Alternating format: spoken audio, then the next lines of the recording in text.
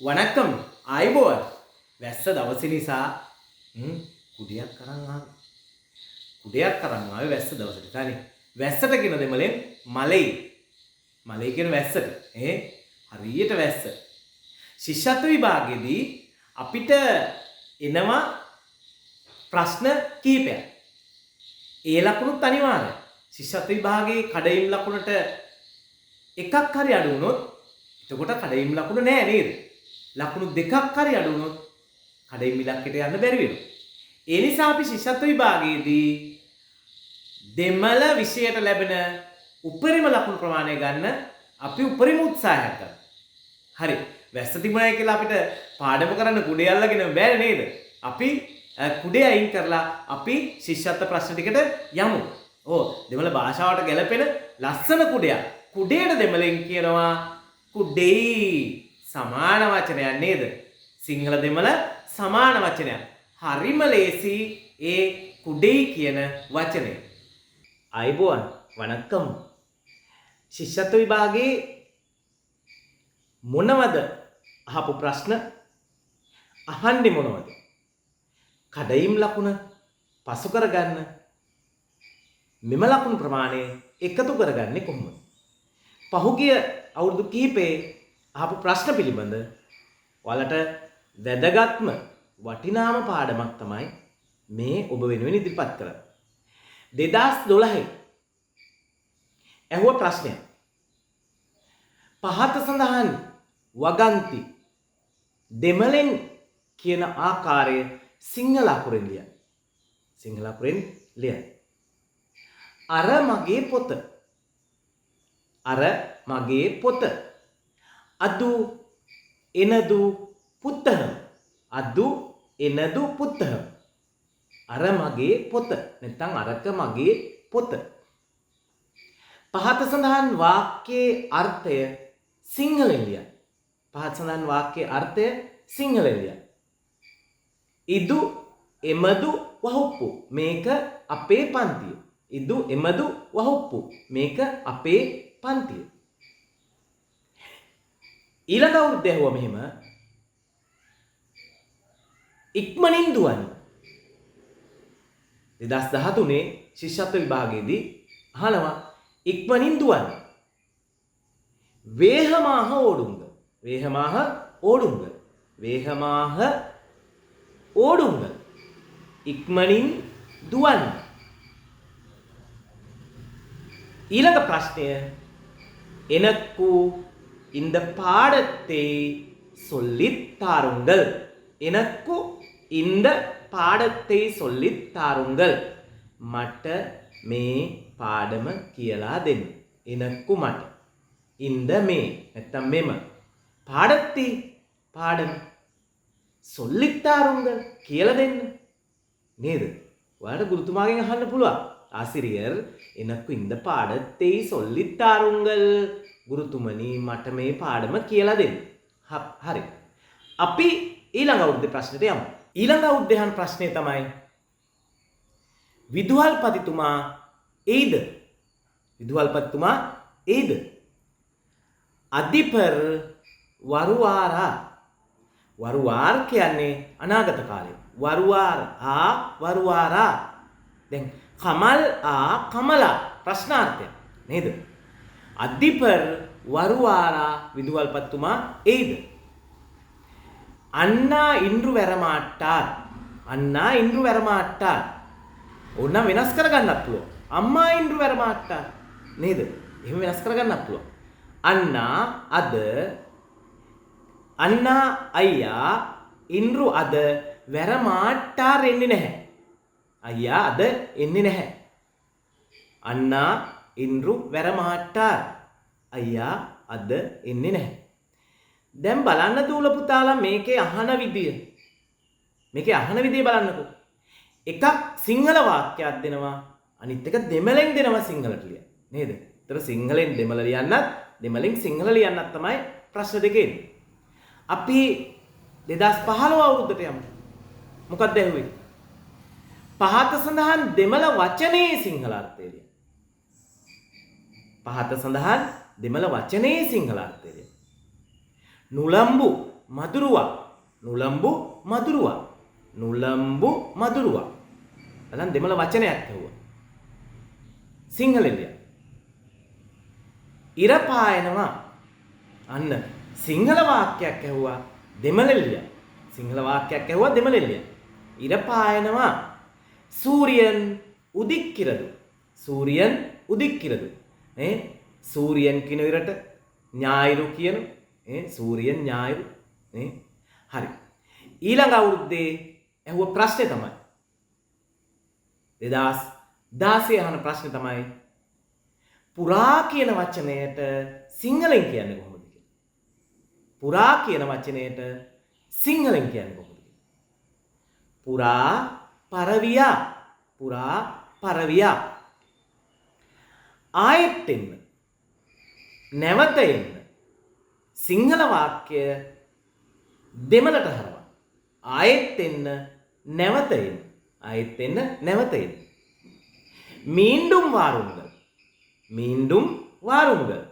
மீண்டும் வாருங்கள். අපි ඊළඟ අවුරුද්දේ ප්‍රශ්නෙට යමු. මොකක්ද ඇහුවේ කියලා බලන්න. ඊළඟ අවුරුද්දේ ප්‍රශ්නෙට යමු. සිට්ටුන්ඩි චාලේ ආපන ශාලාව. පහත සඳහන් දෙමළ වචනේ සිංහල අර්ථය.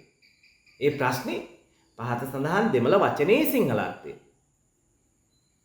සිට්ටුන්ඩි චාලේ ආපන ශාලාව. සිට්ටුන්ඩි චාලේ ආපන ශාලාව. මම පාඩම් කරනවා. පහත සිංහල වාක්‍ය දෙමළට හරවන්න. මම පාඩම් කරනවා. நான் පාඩම් படிக்கின்றேன். நான் පාඩම් படிக்கின்றேன். මම පාඩම් කරනවා. අපි යමු ඊළඟ අවුරුදු වල මොන වගේ ප්‍රශ්නද දුල පුතලගෙන් ඇහුවේ කියලා බලන්න. 2018 වර්ෂයේ අහනවා මාමරම් යන දෙමළ වචනේ අර්ථය සිංහල ලියන්න. මාමරම්. මාමරම් අඹ ගස. මැරම් මැරම් මරම් කියලා આવොත් ගස. මාමරම්. පලම් පලම් පලම් කියලා આવොත් පළතුරු. මාම් පලම්. අඹ පළතුරු නේද? ඉදුණු අඹ. පහත සිංහල වාක්‍යයට දෙමළෙන් කියන ආකාරය. ඔයාගේ වයස කීයද? උංගල් වයදු එන්න. උංගල් වයදු එත්තනේ කියලා අහන්නත් පුළුවන්. උංගල් වයදු එන්න. කතනදී ගොඩාක් පුතේ නිවැරදිව තාමය බලන්නේ නැහැ. මොකද ඒ නිසා බය නැතුව ලියන්න ආසන්න උත්තරයට හරි දෙනවා. මොකද විවිධ පළාත්වල භාෂාව දරුවෝ කතා කරන විදිය වෙනස්. 2019 අහනවා කොයියා මරම් යන දෙමළ වචනය සඳහා යොදන සිංහල වචනය. කොයා මරම් පේර ගස. කොයා මරම් කියන්නේ පේර ගස. පහත සඳහන් වාක්‍ය දෙමළෙන් කියන ආකාරය සිංහල අකුරෙන් ලියන්න. ඊළඟ ප්‍රශ්න. වචනයක් සහ වාක්‍යයක් නේ දැන් දිගින් දිගට බැහුවේ නේද? පහත සඳහන් වාක්‍ය දෙමළෙන් කියන ආකාරය සිංහල අකුරෙන් තමයි ලියන්නේ. අත් ඉහළට ඔසවන්න. අත් ඉහළට ඔසවන්න. කை மேலே உயர்த்துங்கள். கைகளை மேலே உயர்த்துங்கள். கைகள் மேல் உயர்த்துங்கள். ඔය මොන විදියට ලිව්වත් හරි. கைகளை மேலே உயர்த்துங்கள். மேல் மேல் උඩ. කයි කියන්නේ අත. கைகளை மேலே உயர்த்துங்கள். කයි කියලා ලිව්වත් හරි දෙනවා. මොකද ආසන්න උත්තරේ. දරුවා කතනේදී කයි මේලේ උයර්තුංගල් මොකෙටියෙන් කියනවා. දැන් ඉරංගුංගල් කියන්නේ බහින්න. නමුත් යාපනයේ ගියාම ඉරංග රංගෝ ගන්න. ඉරංගෝ බස් එකෙන් බහින්න කියනකොට රංග කියනවා. ඉරංග කියනවා. ඉරංගුංගල් කියනවා. ඉරංගෝ කියනවා. ඒ නිසා ආසන්න උත්තරේට හරි දෙනවා. දුලපතල බය වෙන්න එපා. හරි. අත්තිහලට ඔසවන්න කියන්නේ கைகளை மேலே உயர்த்துங்கள். கைகளை மேலே உயர்த்துங்கள். 2020 ප්‍රශ්නේ. වංගි කියන වචනේ සිංහල අර්ථය. වංගි. වංගි කියන්නේ බැංකුව. වංගි කියන්නේ බැංකුව.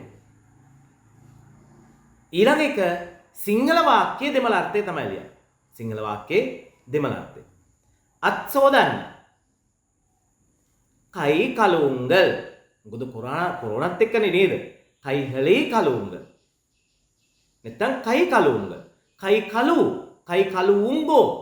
ඕන විදිහක උත්තරේ ලියන්න පුළුවන්. ගැටලුවක් නැහැ. ආසන්න උත්තරේ. කයි කලුංගල් නැත්තම් කයිහලේ කලුංගල්. අත් සෝදන්න. කයි කියන්නේ අතනේ.